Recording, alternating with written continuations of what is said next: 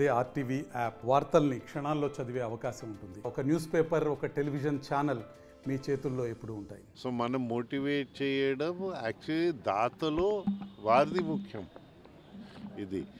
So వారి దాతలు ఆ సోషల్ కమిట్మెంట్లో రావడము మనకందరికీ బ్లెస్సింగ్, సమాజానికి కూడా బ్లెస్సింగే.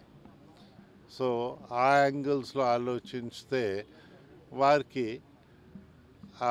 ఇది రావాలని ఫస్ట్ టైం ఇచ్చేవాళ్ళు కనిపిస్తున్నారు, 30 సార్లు ఇచ్చే మనుషులు కూడా కనిపిస్తున్నారు.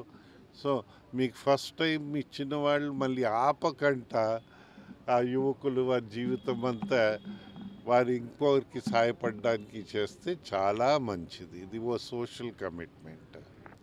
సో ఒక చెట్టు నాటడం వేరే, నాటి బ్రతికించడం వేరే.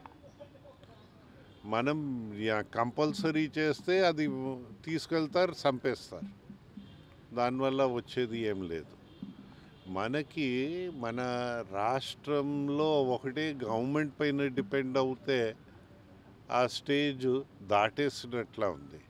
మన శాటిలైట్ ఇమేజరీలో చూస్తే గడిచిన 5 సంవత్సరాల్లో 1,60,000 హెక్టార్లు అటవీని నరికేశారు మన రాష్ట్రంలో. ఇప్పుడు గవర్నమెంట్ ఒకటే రిస్టోర్ చేయగలుగుతుందని నేను అనుకోవటంలే.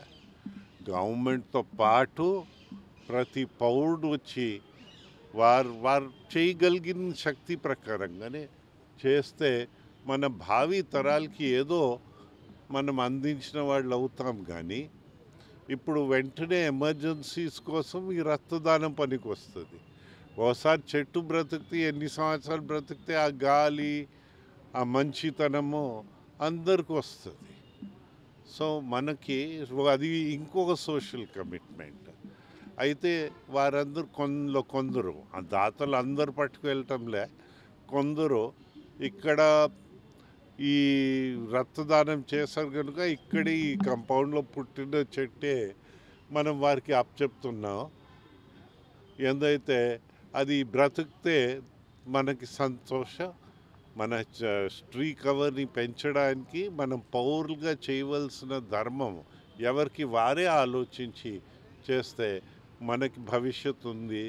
లేకపోతే ఈ గ్లోబల్ వార్మింగ్స్, ఈ మాయిశ్చర్ స్ట్రెస్సెస్ ఇవన్నీ మనకి పీడిస్తూనే ఉంటుంది. మరిన్ని వీడియోస్ కోసం ఛానల్ ని సబ్స్క్రైబ్ చేయండి. లేటెస్ట్ అప్డేట్స్ కోసం వాట్సాప్ ఛానల్ ని ఫాలో అవ్వండి. ఆ లింక్ డిస్క్రిప్షన్ లో ఉంది.